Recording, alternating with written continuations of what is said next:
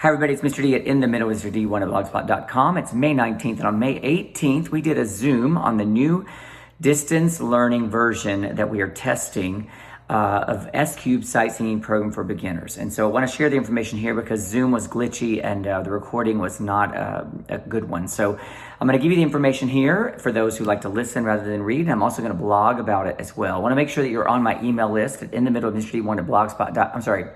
It is In the Middle with Mr. D at gmail.com. And just if you want to subscribe, put subscribe in the top. We're going to be all summer long developing this and sharing in case that we are online teaching as the new year begins. So I'm going to share the information from last night, and we had 3 specific objectives that we wanted to do. We introduced Mario Contreras, aka Mr. C. He's from Texas. He has been using S-Cube for about 5 years. He's been teaching for 9, so he's really familiar with the program. And so what we did in those objectives, number 1 was I want to share how I rolled out S-Cubed to start with back in 2013, 14, 15, 16. Took a while. Number 2 objective was to let Mario share what he had been doing and how it's been going with him and his kids, which you won't get to see today because Mario's not here. He's in Texas. I'm in Georgia. But I'll share what he said. And then number 3 was I listened to the teachers who were on the Zoom, and there were a lot of them, to get ideas about things that they were doing throughout these last 2 months in order to modify S-Cube for their own learning online. And they shared some of the things that are working for them. And so we could maybe incorporate some of those things into our test run of this. So over the next several weeks, we're going to just very carefully test run things, set weeks and months, and hopefully have something ready for the new year just in case we're doing this distance learning. So here's the first part of our session out of the 3 sections. Number 1, back in 2009, I tried to write a book with S-Cubed. It did not work. I put it in publishers and music publishers, and it just didn't work.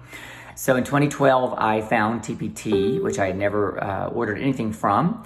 And I decided to try to make it work on there. Now, TPT has, at that time, had a lot of elementary things, very cutesy little printables, and that was not my jam. But I figured out how I could get my program out of my body and onto the page so the teachers could maybe use it in their classroom. And I put out these 3 freebies kind of to show what the program was going to be. And then 1 week at a time, starting in August of 2013, I rolled out each lesson as I was teaching it to my kids. I recorded myself teaching S-Cubed in the classroom, real time. I put the links into the lessons. I recorded teaching tips of me telling you the things that would help you teach it better. And I put those links into the lessons. And then I included the actual lesson plans themselves because I wanted it to be a guidebook of how to teach this in the group setting. And then 1 week at a time, I sold them for $3 at a time. And then I didn't know if anybody'd find them. And then 1 week at a time, I would just upload them into the TPT store for $3. And then teachers slowly started to find them, and they would purchase them, and then they would leave reviews in TPT store.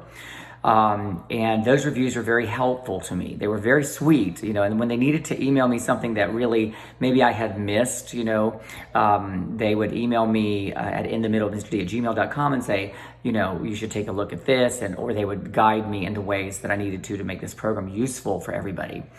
And I developed it over time. Our goal always was to make it the best it could be for teachers. It took 27 weeks for me to develop level 1. So in April of 2014, I had finished. My kids were finished. They had done their adjudication. They received superiors on sight singing, thankfully. And then I bundled the lessons in various forms because not everybody sees their kids every day and blah, blah, blah. So I had all of that outlined in my store. I had bundles of various sorts. I had level 1, I had smaller bundles, and so teachers could buy what they needed just for their situation. So the pricing was inexpensive throughout the time that I was developing it. And then once the bundles came, the demand was very high, so the pricing went up, and that is kind of what I see is going to happen here if distance learning continues. We all hope that this is temporary. We don't want this for permanent. This program was designed to be taught in the group setting that this is why we are choral music teachers. We enjoy the group making of music. But we don't know what we're facing in the coming weeks and months. And so just in case, I want to stay on the front end. I want to have lessons ready to go. And what we need from you, every few weeks, or days even, I'm going to be sending the lessons that Mario Contreras, Mr. C, has modified of my SQ program. He's used Loom, and it basically is something we want it ready to use so that you can get them into your Google Classrooms and you're not having to create anything. You can certainly modify it any way that you want. But we want to give you ideas about evaluation, assessment, etc., and include everything in there so that your students, if we are distance learning, they can go ahead and continue or start that in the fall, August, September, or whenever you start. If this is working, this is a test run, right? If this is working, the pricing is likely to change in late July and August. And then whatever we've bundled, we will, find ways to bundle it so that people can get it the same way I did when I originally rolled it out. And we'll see what the demand is, and we'll see what the science is doing at that time. And we all want to be back in the classroom. That's our goal. So if you want to be involved with this whole test run, what we're looking for is definitely positive feedback, things that are working, ideas that you're using, if you already use S-Cubed, about things that you think we should incorporate or consider incorporating to make the program as good as it can be. And if you need to tell me something, that really isn't working, just shoot me an email, and then I will work with Mario and we will try to make this program the best it can be in the online setting. Distance learning is not easy for course teachers, but we're trying to work on it and help everybody, including ourselves, get this worked out. Okay, so I wanted to jump down here.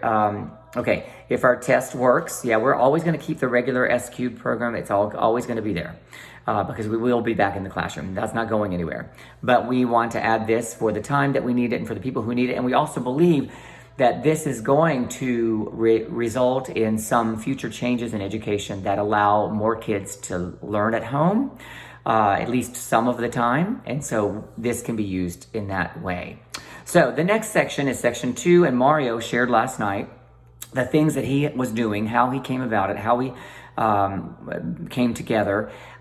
He, as we all were facing online learning, he was at about lesson 18 or 19 in his program of S-Cubed when the lockdown occurred. So he wanted to continue that. So what he did was he went on Loom and he recorded himself teaching the lessons to the students so that they could go online and listen to him as though he were in the class, and then he would guide them and tell them to do this. He says things like press pause and now complete this exercise. He also has added some assessments into the program that we normally wouldn't need as many of because we are seeing the kids live in the classroom. So in his assessments, he has students make recordings. He had them upload them into Google Classroom of them singing the sight singing examples. And these are all things that he is included in his lessons that he was creating for his own students. So when he was doing that, he emailed me and showed me what he was doing. And I was very intrigued. And I had already finished teaching S-Cubed to my own students. So I did not feel, I didn't need to do any S-Cubed, but I was very intrigued by what he was doing. And knowing that we were facing uncertainty, I talked to him about what he was doing on Zoom a few times. And then he developed lesson 1, which is a really tricky lesson to develop because it's all about that interaction and the fun in the original S-Cubed program. But he has done a great job of modifying that in a way that if we have to use it, we can use it in the classroom and we just upload it into our Google Classrooms or whatever the format is that you're using digitally with your kids. And then you can let them do the exercises and do the lessons, and then you can meet them in the ways that you're allowed to meet them on Zoom or whatever if you need to do live things, but it's all incorporated in what he is creating. And so what he's going to do with me, in conjunction with me, is like he's created lesson 1 and now it's in my store. And we're always going to offer it for 2 hours for free if you do a Zoom or whatever with us. along with specials for my other program, my regular program. And then we're gonna offer it for a very inexpensive price for May and June. Each time we upload a new lesson, which is exactly how I rolled it out before. So lesson 2 is coming next. That's where we are in the process. I will be emailing people. I'm not sure I'm having Zooms all the time, but if you're on my email list, you will receive, whenever we release something, you'll receive it. And I'll put in the top so it's very clear we've released it. It's going to be free for this many hours, and then you can go. If you miss it, it's going to still be like $5 cheap for a while. What we're looking back for is that feedback from you about how it's working, what you think of it, and so we can refine it and make it better. So I think I summed up what Mario has done pretty well. And he certainly can comment on this video with anything, or even make his own video and give me a link or something, and I'll link it somewhere. So then we moved to the third section of the Zoom, and that was where we listened to teachers who were there, and there were lots of them, and thank you for those who came. And those teachers shared some of the things that they're doing with their students that have worked in the digital world that we all faced when the lockdown occurred. The things that intrigued me the most that you may want to incorporate, or we may even incorporate into our versions, was one teacher said that he used Screencastify to make the lessons. And again, I'm not an expert with this, so I don't know, but I'm going to look it up later. And then he was able to use something called Edpuzzle, which I had never heard of. And he said he could get answers from the kids or something like that. I mean, it sounded really intriguing. So Mario and I are going to take a look at that and see what we can discover. And you may want to do the same if you already own S Cubed and you want to modify. So again, that was pretty much what happened in the Zoom. I want to make sure that you're on my email list in the middle of mrd@gmail.com and write subscribe. I did mention that I talked to a friend in China yesterday on May 18th. He has 2 students, 7th grader and a 6th grader, who are in schools there. The 7th grader's a boy, he's in band. They went back to school yesterday. They were not allowed to do band yet. They are doing theory mixed with recorded performance. And so his daughter goes back next week. She's a vocalist, and he's expecting the same thing to happen. One last thing that I talked about in the meeting that you may want to consider is, and that I'm going to use a lot next year, because if we start online teaching the way that some people say that we might, which scares me because it's the beginning of the year, but we'll do what we have to do. I'm going to be using a lot of Music Prodigy, because that's such a great assessment tool. And I created, 50, 60, 70 examples that correlate exactly to every single example that is in S Cubed, starting with lesson 4 when you begin sight singing. So what I plan to do is to use the lessons that Mario has been modifying, and then I'm going to have my students go home that night, or as part of their homework or whatever, because there's probably going to be a lot of it since we can't maybe sing. We're not sure yet in a group setting. If we can't sing in a group setting, that's probably better. Then we're going to go home and do a Music Prodigy. Music Prodigy grades them immediately. I can hear them singing. I can see how long they spent on the assignment.